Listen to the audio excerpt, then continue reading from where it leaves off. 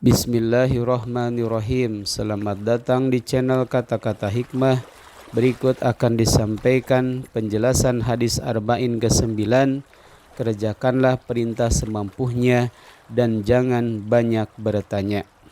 Dari Abu Hurairah Abdurrahman bin Sakhar radhiyallahu anhu, ia berkata, aku mendengar Rasulullah sallallahu alaihi wasallam bersabda, apa yang aku larang terhadap kalian maka jauhilah, dan apa yang aku perintahkan kepada kalian maka kerjakanlah semampu kalian. Sesungguhnya yang membinasakan umat sebelum kalian hanyalah karena mereka banyak bertanya dan menyelisihi para nabi mereka. Hadis Bukhari nomor 7288 dan Muslim nomor 1338. Sejarah singkat Abu Hurairah radhiyallahu anhu. Hadis ini adalah hadis riwayat Al-Bukhari dan Muslim dan diriwayatkan dari Abu Hurairah radhiyallahu anhu. Dan ini adalah hadis pertama Abu Hurairah dalam Arba'in An-Nawawiyah. Beliau adalah Abdurrahman bin Sakhar Ad-Dausi radhiyallahu anhu yang merupakan salah satu sahabat mulia, sahabat penuntut ilmu, dan saking giatnya beliau akhirnya beliau menjadi sahabat dengan riwayat hadis paling banyak. Makanya kita sering mendengar di berbagai kajian tentang hadis dari Abu Hurairah. Seringkali nama beliau disebut karena memang beliau adalah sahabat dengan riwayat hadis paling banyak.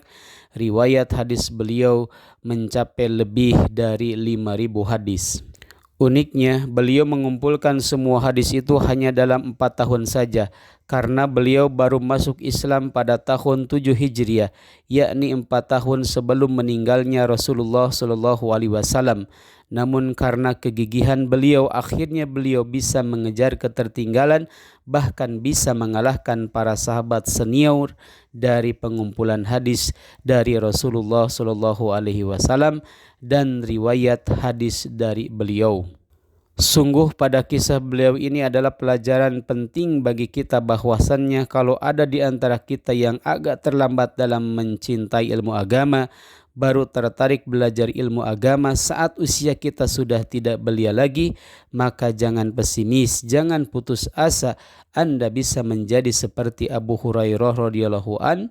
Dia terlambat tapi akhirnya bisa mendengar bahkan mengalahkan orang-orang yang sebelumnya. Itu kalau kita bersungguh-sungguh dan menggunakan metode yang benar dalam menuntut ilmu. Abu Hurairah radhiyallahu anhu meninggal pada tahun ke-59 Hijriah. Ini adalah sedikit tentang sirah beliau. Penjelasan hadis. Hadisnya secara lengkap dalam Sahih Muslim sebagai berikut. Dari Abu Hurairah radhiyallahu anhu, ia berkata bahwasannya Rasulullah SAW berkhutbah di hadapan kami, lantas beliau mengatakan, wahai sekalian manusia, Allah telah mewajibkan haji kepada kalian, maka berhajilah. Ada seseorang yang berkata kepada beliau, wahai Rasulullah, apakah haji setiap tahun? Beliau pun terdiam sampai orang tadi bertanya sebanyak 3 kali. Rasulullah SAW pun berkata, seandainya aku mengatakan iya tiap tahun, tentu jadi wajib tiap tahun untuk berangkat haji, dan sungguh seperti itu kalian tentu tidak sanggup. Tinggalkanlah aku pada apa yang tinggalkan bagi kalian. Ingatlah, sungguh binasa orang-orang yang sebelum kalian. Mereka binasa karena banyak bertanya dan karena menyelisihi perintah para nabi mereka. Jika aku memerintahkan sesuatu, maka kerjakanlah semampu kalian, dan jika aku melarang pada sesuatu, maka tinggalkanlah. Hadis riwayat Muslim nomor 1337. Imam Nawawi rahimahullah menyampaikan judul bab untuk hadis di atas, kewajiban berhaji sekali seumur hidup. Laki-laki yang bertanya dalam hadis ini adalah Al-Arqam bin Habis, sebagaimana dijelaskan dalam riwayat lainnya. Lihat Syarah Muslim juz 9 halaman 90. Yang dimaksud dengan sebelum kalian dalam hadis sebenarnya bermakna umum, yaitu umat-umat sebelum kita, namun paling dekat dengan kita katakan bahwa yang dimaksud adalah Yahudi dan Nasrani. Faidah hadis. Pertama, kaidah dari ulama usul, jika ada suatu perintah tidaklah menunjukkan bahwa perintah tersebut mesti diulang. Hukum asalnya suatu perintah dalam dalil tidak menunjukkan adanya pengulangan kecuali ada dalil yang menunjukkan harus dirutinkan atau diulang. 2. Sebagian ulama berpandangan bahwa Nabi Shallallahu Alaihi Wasallam berijtihad dalam hal hukum dan tidak disyariatkan semua hukum mesti dengan wahyu. Ini diambil dari hadis, seandainya aku mengatakan iya tiap tahun tentu jadi wajiblah. Ini yang jadi pendapat madhab Syafi'iyah sebagaimana disebutkan oleh Imam Nawawi rahimahullah. Ketiga, secara hukum asal kita tidak diberi beban kewajiban.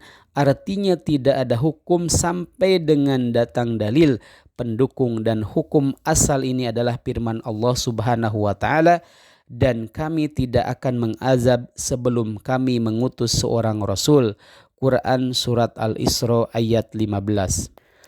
Keempat, ada kaidah usul fikih dan hadis ini yang dipakai oleh para ulama. Tidak ada kewajiban ketika tidak mampu. Syekh Asy'adi rahimahullah berkata dalam bait syair kaidah fikih yang beliau susun, walaisa wajibun bilaqtidarin, tidak ada kewajiban ketika tidak mampu.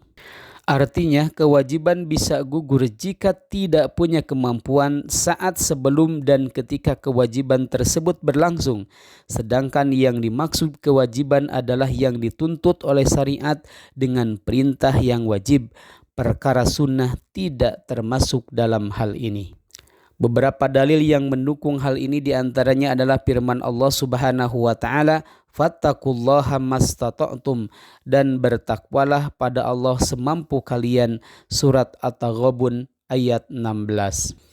Ayat tersebut sebagai tafsiran dari ayat, hai orang-orang yang beriman, bertakwalah kepada Allah sebenar-benarnya takwa. Quran surat Ali Imran ayat 102. Inilah pendapat Imam Nawawi rahimahullah. Beliau menyatakan bahwa perintah bertakwa kepada Allah dengan sebenar-benarnya takwa ditafsirkan dengan ayat bertakwalah pada Allah semampu kalian. Artinya kita diperintahkan mengerjakan sesuatu perintah dan menjauhi suatu larangan. Allah tidaklah memerintahkan kecuali sesuai dengan kemampuan kita. Begitu juga ayat yang mendukung kaidah di atas, la yukallifullahu nafsan illa wus'aha.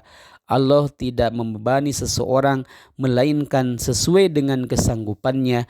Quran surat Al-Baqarah ayat 286. Dalam ayat lain juga disebutkan, wa ma ja'ala 'alaikum fid-dini min haraj, dan dia sekali-kali tidak mengerjakan untuk kamu dalam agama suatu kesempitan. Quran surat Al-Hajj ayat 78. Kelima, wajib menahan diri dari setiap apa yang dilarang oleh Nabi Shallallahu Alaihi Wasallam.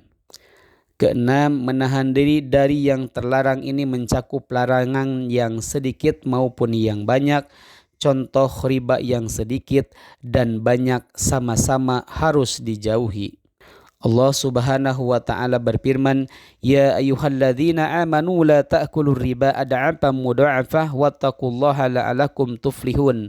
Hai orang-orang yang beriman, janganlah kamu memakan riba dengan berlipat ganda, dan bertakwalah kamu kepada Allah supaya kamu mendapat keberuntungan. Quran surat Ali Imran ayat 130. Imam As-Sawqani rahimahullah menjelaskan bahwa adapun kalimat memakan riba yang berlipat ganda yang dimaksudkan adalah larangan memakan riba setiap saat. Di sini penyebutan banyak berlipat bukanlah maksud larangan, namun riba tetap dilarang baik dalam keadaan banyak maupun sedikit. Adapun diibaratkan dengan ungkapan berlipat ganda untuk menunjukkan bahwa riba yang terjadi itu karena adanya penundaan pembayaran hingga waktu tertentu. Kalau ada penundaan maka ada tambahan pembayaran utang. Tambahan tersebut sesuai kesepakatan. Adanya tambahan pembayaran tersebutlah yang membuat penundaan pembayaran itu ada, sehingga akhirnya rentenir mengambil keuntungan berlipat-lipat dibanding dengan hutang yang pertama. Adapun sampai disebutkan memakan riba yang berlipat ganda untuk dimaksud semakin menjelekkan perbuatan riba. Lihat Fathul Qadir juz 1 halaman 622. Ketujuh, menahan diri dari sesuatu lebih mudah dilakukan daripada mengerjakan sesuatu. Kedelapan, mengerjakan sesuatu perintah itu sesuai dengan kemampuan. Kesembilan, manusia itu memiliki kemampuan berbeda. Ini dengan keyakinan Zabariyah yang menyatakan manusia itu dipaksa oleh takdir untuk berbuat dan tidak punya pilihan. Kesepuluh, jika seseorang tidak mampu melakukan kewajiban secara utuh, maka diperintahkan untuk melakukan semampunya. Kesebelas, setiap mendengar perintah Rasul, hendaklah langsung melaksanakannya tanpa menanyakan terlebih dahulu apakah yang diperintahkan itu dihukumi wajib atau sunnah. Kedua belas, segala yang diperintahkan oleh Nabi Muhammad SAW atau yang beliau larang, maka tetaplah jadi syariat, baik hal tersebut terdapat dalam Al-Quran atau tidak, dan bisa jadi hadis Nabi SAW menjadi hukum tambahan dan tidak ditemukan dalam Al-Quran. 13. Banyak bertanya adalah sebab kebinasaan. Contohnya adalah banyak bertanya dalam perkara yang tidak mungkin kemampuan berpikir kita sampai ke situ, seperti permasalahan gaib tentang nama dan sifat Allah atau tentang keadaan hari kiamat. Dan di antara banyak bertanya pula adalah bertanya suatu masalah yang belum terjadi. Dulu para ulama tidak menyukai hal ini. Mereka menganggap hal itu termasuk menyusahkan diri. Sebagian salaf berkata, tak usah bertanya pada kami sampai hal itu terjadi. Bertanya lagi nantinya kalau sudah terjadi. Umar bin Khattab pernah keluar di tengah-tengah manusia kemudian berkata, aku melarang kalian dari bertanya pada sesuatu yang belum terjadi, karena sebenarnya kita punya kesibukan yang begitu banyak. Dari Ibnu Umar radhiyallahu anhu, ia berkata, janganlah bertanya tentang apa yang belum terjadi. Sungguh dahulu aku pernah mendengar Umar melaknat yang bertanya tentang sesuatu yang belum terjadi. Zaid bin Sabit pernah ditanya tentang suatu masalah. Ia balik bertanya, apakah yang ditanyakan itu sudah pernah terjadi? Jawab yang bertanya, tidak. Zaid menjawab, da'uhu hatta yakun. Tinggalkanlah bertanya seperti itu sampai hal itu terjadi.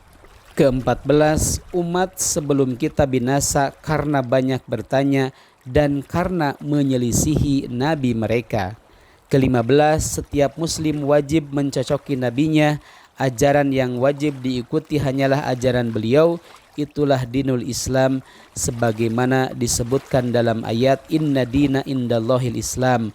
Sesungguhnya agama yang diridhoi di sisi Allah hanyalah Islam. Quran surat Ali Imran ayat 19. Demikianlah penjelasan hadis arba'in ke-9. Kerjakanlah perintah semampunya dan jangan banyak bertanya. Semoga bermanfaat.